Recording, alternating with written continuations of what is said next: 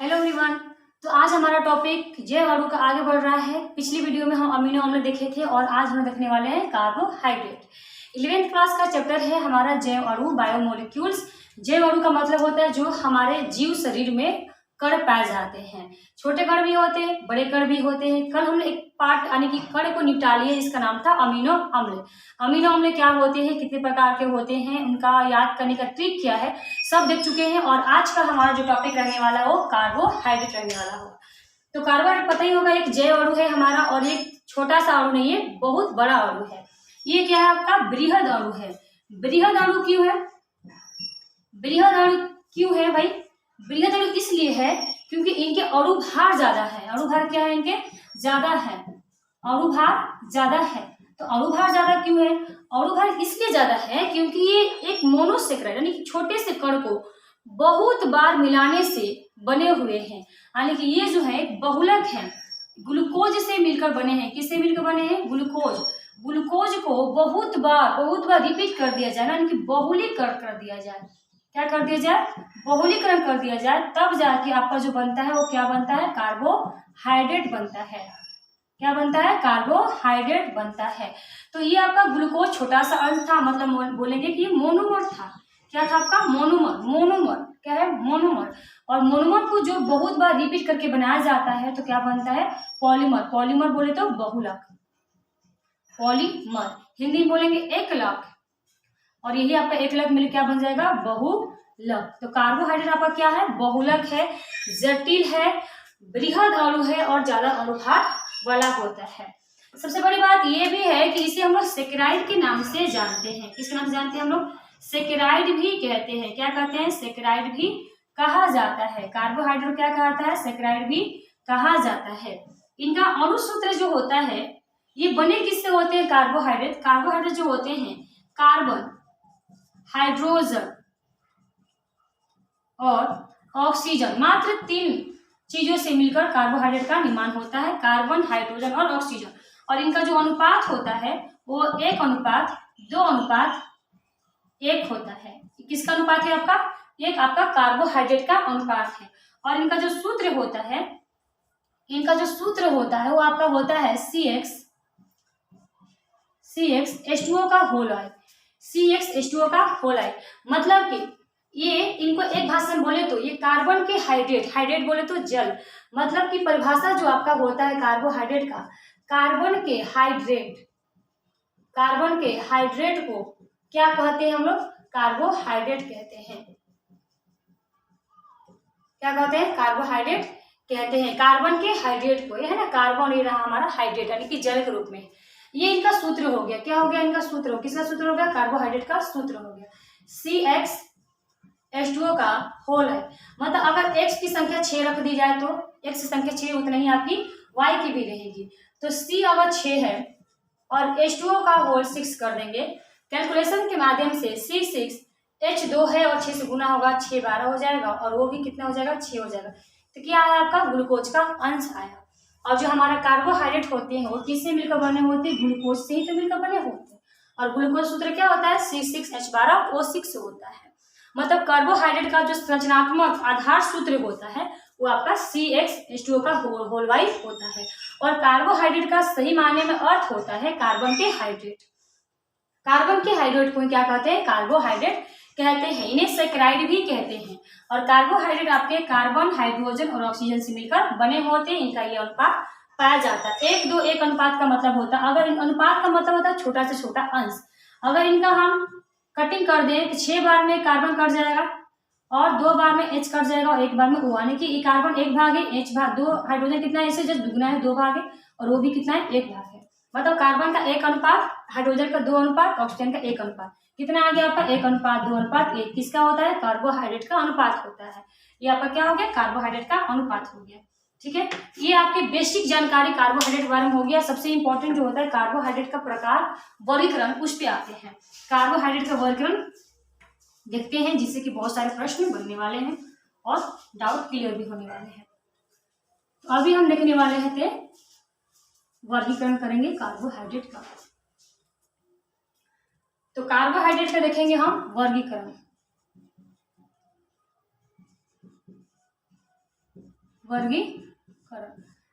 वर्गीकरण कैसे करेंगे? क्योंकि अब इसको हम सेकेराइड कहते हैं, कार्बोहाइड्रेट को सेकेराइड। तो सेकेराइड के आधार पर देख रहे हैं, ठीक है, सेकेराइड के आधार पर। तो सेकेराइड के आधार पे वर्गीकरण करेंगे, 3 टाइप के होंगे आपका। पहला आपका हो जाएगा मोनोसेकेराइड, मोनोसेकेराइड। दूसरा आपका होता है ओलिगोसेकेराइड, और आपका तीसरा होता है पॉलीसेकेराइड। क्या होता है तीसरा? सेकेराइड आपको कार्बोहाइड्रेट को सेकेराइड कहते हैं। तो कार्बोहाइड्रेट हमारे शरीर में 3 प्रकार से पाए जाते हैं। एक आपके हैं मोनोसेकेराइड, मोनो मतलब होता है सबसे छोटा अंश, ओलिगोसेकेराइड और पॉलीसेकेराइड। आपको पता ही होगा जो हमारा कार्बोहाइड्रेट होता है वो ग्लूकोज का इकाई, एक ग्लूकोज इकाई का बहुलक रूप होता है। मतलब ग्लूकोज के मिलाने से बनता है आपका कार्बोहाइड्रेट। किससे बनता है? तो ग्लूकोज के मिलाने से क्या बनता है? आपका कार्बोहाइड्रेट बनता है। मतलब उसकी ग्लूकोज की कहानी चलती रहती है। मोनोसेकेराइड का मतलब होता है जिसमें एक ग्लूकोज का एक अंश हो। कितना अंश हो? ग्लूकोज का एक भाग हो। एक भाग मात्र इतना छोटा सा हो जिसे और अधिक छोटा ना तोड़ सके, जिससे जल अपघटन ना कर सके।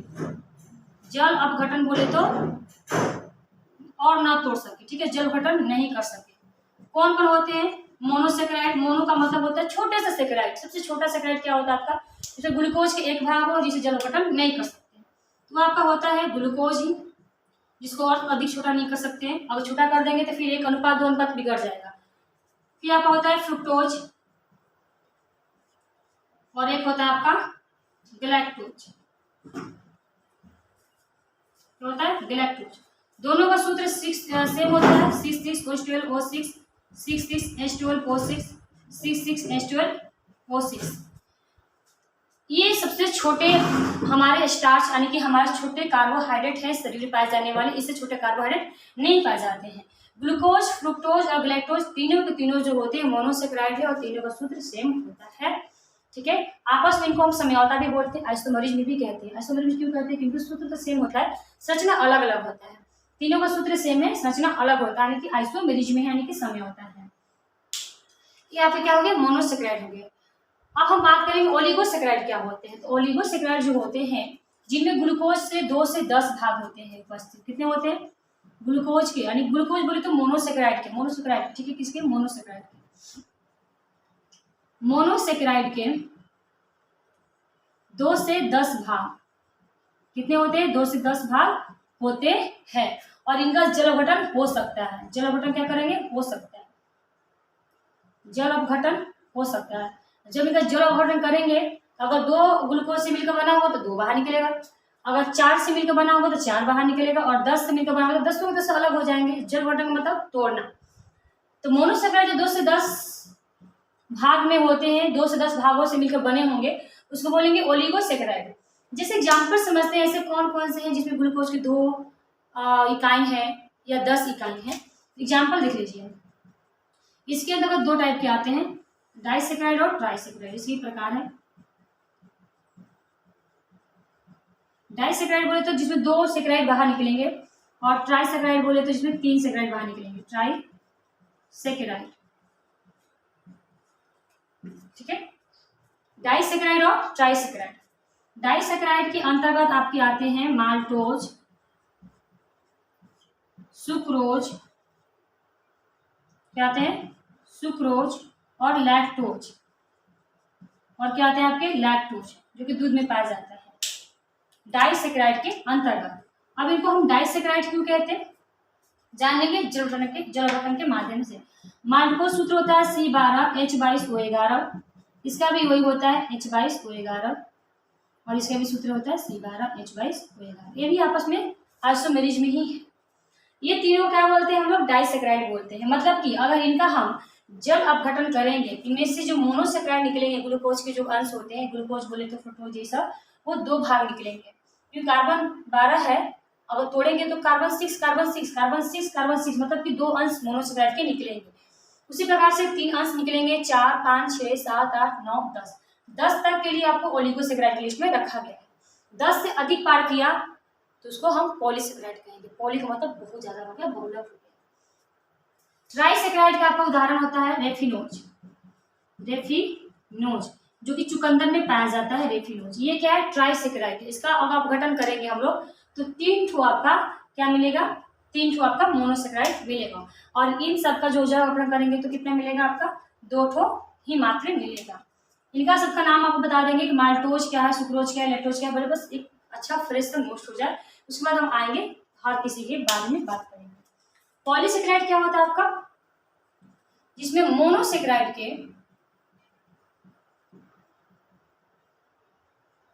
10 से अधिक, कितना? 10 से अधिक भाग प्राप्त हो। 10 से अधिक भाग प्राप्त हो, अगर उनका जल अपघटन किया जाए तो मोनोसेकेराइड क्या निकले? बहुत अधिक निकले। 10 से अधिक 100, 1000, 10,000 बार निकले। तो ऐसे कौन है भाई जिनका जल अपघटन करने पे अधिक निकलेगा, 10 से अधिक मोनोसेकेराइड निकलेगा? वो आपका स्टार्च है। क्या आपका? स्टार्च है, सेलुलोज है, ग्लाइकोजेन है। ये सब का जो सूत्र होता है आपका होता है C5H10O5 का होल n, O4 होता है, O4 का होल n। ये आपका होल n का मतलब होगा बहुत ज्यादा संख्या में होते हैं। स्टार्च में तो 6000, सॉरी सेलुलोज में तो 6000, ग्लाइकोजन में 20,000 ग्लूकोज मिलाने से बनता है ग्लाइकोजन, और 6000 ग्लूकोज मिलाने से बनता है सेलुलोज, और 10,000 से होते हैं स्टार्च होते हैं। इसीलिए इसका होल n नाम लिखा गया है। एक भाग ग्लूकोज के अंश को मोनोसेकेराइड, 2 से 10 भाग ग्लूकोज के अंश रहेंगे तो बोलेंगे ओलिगोसेकेराइड, और 10 से अधिक 1000 तक, 10 से अधिक कहाँ तक? आपके 1000 तक, 1000 से ऊपर 20,000 30,000 तक रहेंगे, 1000 तक रहेंगे तो क्या बोलेंगे? पॉलीसेकेराइड बोलेंगे। तो पॉलीसेकेराइड कौन कौन हो गया आपके? स्टार्च, सेलुलोज और ग्लाइकोजन क्या है आपके? पॉलीसेकेराइड है। सेकेराइड मतलब ग्लूकोज के ही अंश है, लेकिन बहुत बहुत बहुत ज्यादा, इसलिए पॉलीसेकेराइड के लिस्ट में आते हैं। और ओलिगोसेकेराइड का मतलब होता है जो बात 2 और 10 के बीच में रहे तो ग्लूकोज के अंश तो बोलेंगे। जैसे कि डाइसेकेराइड यानी कि दो सेकेराइड रहने वाला, माल्टोज, सुक्रोज, लैक्टोज। और ट्राइसेकेराइड में क्या है आपका? रेफिनोज है। अब एक एक करके हम लोग देखेंगे मोनोसेकेराइड में कौन क्या है, कैसे हैं। ओलिगोसेकेराइड और पॉलीसेकेराइड में भी पढ़ेंगे, चर्चा करेंगे।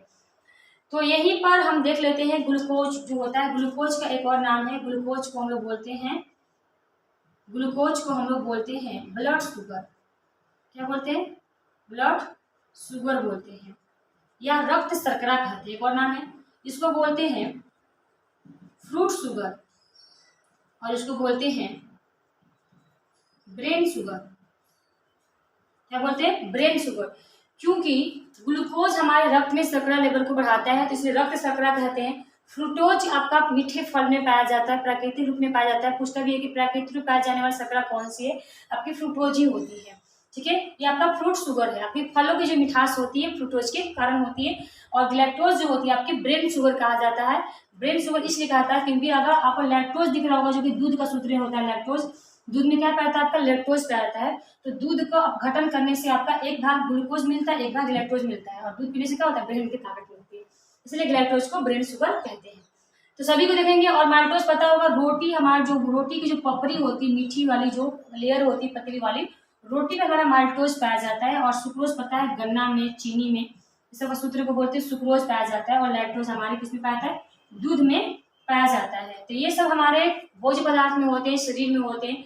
मोनोसेकेराइड का मतलब होता है ग्लूकोज का छोटे से अंश जिसका और जल अपघटन नहीं कर सकते हैं। ओलिगोसेकेराइड का मतलब होता है जिसमें मोनोसेकेराइड के 2 से 10 भाग होते हैं, जैसे कि अब 2 एग्जाम्पल है यहाँ पे, डाइसेकेराइड और ट्राइसेकेराइड। ये रेफिनोज आपका चुकंदर में पाया जाता है, जिसको बोलते हैं चुकंदर, जो हर किसी को नहीं खाता चुकंदर। और पॉलीसेकेराइड का मतलब होता है जिसमें बहुत सारे ग्लूकोज यानी कि 10 से अधिक 1000 तक ग्लूकोज के अंश होते हैं, उसी को बोलते हैं हम लोग पॉलीसेकेराइड। पॉली का मतलब होता है बहुत ज्यादा रिपीट करके, जैसे एक होता है एक ईंट से दीवार बनाना, एक ईंट से दीवार थोड़ी बन जाएगा, बहुत सारे ईंट को जोड़ना पड़ेगा दीवार बनाने के लिए। उसी प्रकार से बहुत सारे एक ग्लूकोज तो मोनोसेकेराइड हो गया, 2 से 10 के बीच वाले ओलिगोसेकेराइड, उसी ग्लूकोज को हम 6000 भाग में जोड़ देंगे तो सेलुलोज बन जाएगा, 20,000 में जोड़ देंगे तो ग्लाइकोजेन बन जाएगा, यानी कि पॉलीसेकेराइड। बता नहीं सकते कितने सारे उसमें सेकेराइड हैं, तो क्या हो जाएगा आपका? पॉलीसेकेराइड हो जाएगा।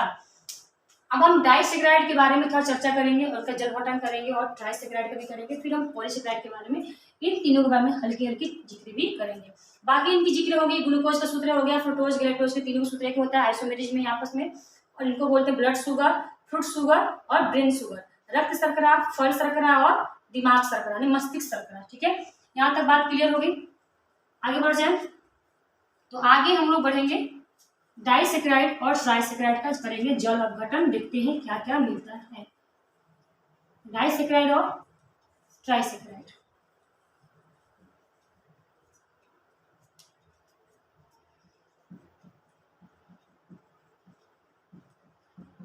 डाइसेक्राइड इसमें आपका C12 H22 O11, इसका कर देंगे हम जल अपघटन। तो किस भागों में टूटेगा? ये दो डाइसेक्राइड नामे है ना, डाई का मतलब दो सेक्राइड निकालेगा। तो दो सेक्राइड कौन निकलेगा भाई? C6H12O6 C6H12O6। तो डाइसेक्राइड का पहला एग्जांपल ये मान लीजिए, तीनों तो एक ही होते हैं लेकिन ये अगर सुक्रोज अगर होगा, कौन होगा? सुक्रोज। तो जो सेक्राइड होंगे उसमें से एक आपका ग्लूकोज होगा और एक आपका फ्रुक्टोज होगा।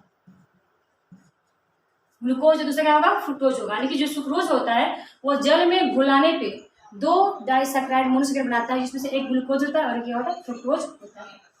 दूसरा हम देखते हैं, दूसरा आपका यही सूत्र रहेगा C12H22O11 प्लस में H2, और इसे कर दिया हम जल अपघटन। क्या कर दिया हम? जल अपघटन। जल है तो भाई अपघटन ही करेंगे, तोड़ेंगे। चीनी पानी लोग पीते हैं ना, क्या मिलता है? ग्लूकोज मिलेगा, एनर्जी। मीठा भी लगती है यानी फ्रुक्टोज भी है, ग्लूकोज भी है। और इसको तोड़ने पर मिलेगा वही चीज मिलेगा C12O6 C6H12O6। और एक और हमारा होता है, इसको भी कर देते हैं हम लोग जल अपघटन।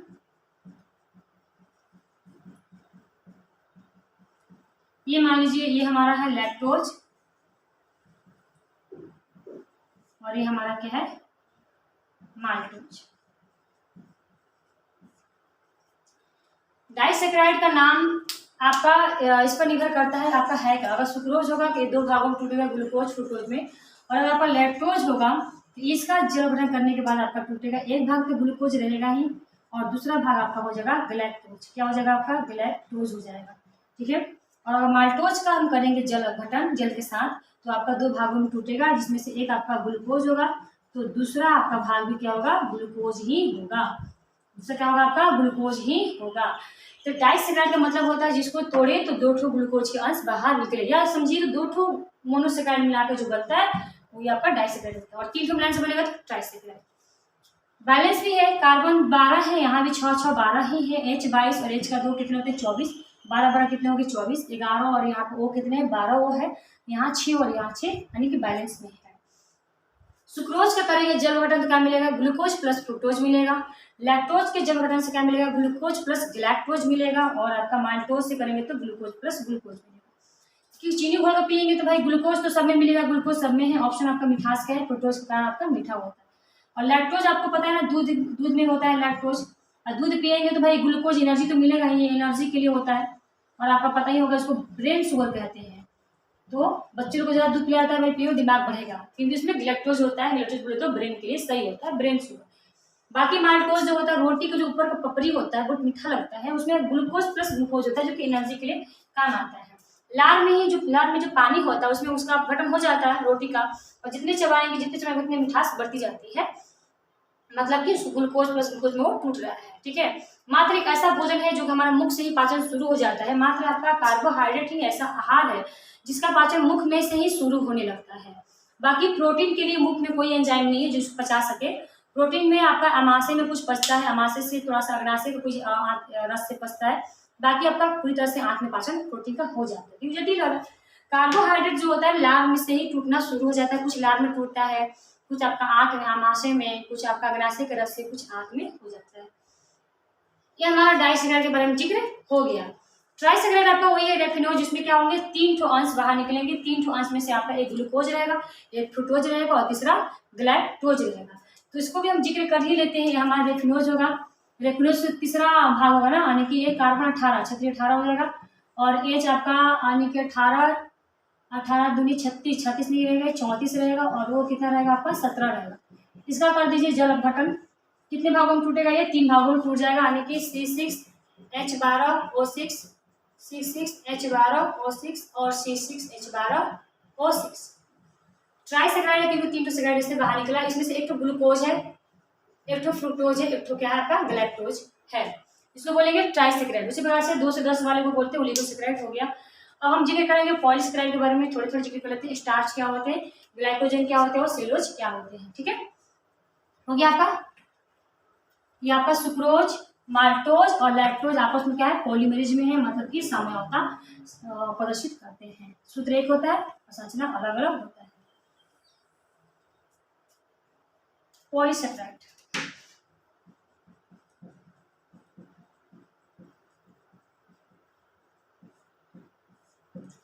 जैसे कि स्टार्च बन जाते हैं। स्टार्च क्या होता है, स्टार्च आपको कहाँ मिलता है, स्टार्च आपके चावल में पाया जाता है।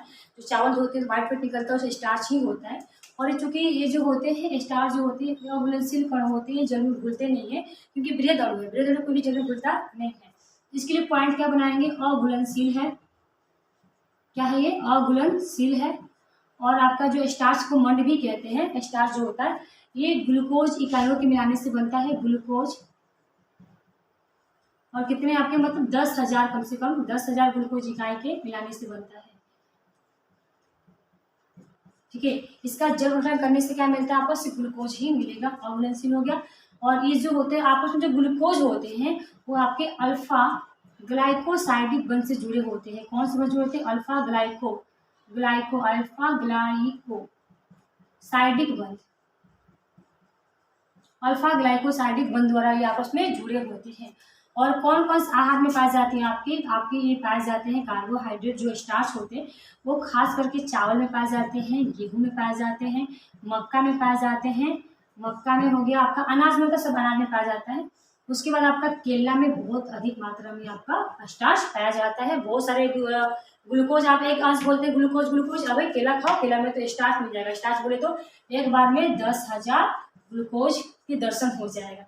तो ये हमारे स्टार्च के बारे में हो गया। स्टार्च में 10,000 ग्लूकोज की इकाई है और आपस में ग्लूकोज किस बॉन्ड से जुड़ा हुआ है, अल्फा ग्लाइकोसाइडिक बंध के द्वारा। और पता है ये आयोडीन के साथ, ये जो बंध है ना इसमें आयोडीन फंस जाता है और नीला रंग प्रदान करता है।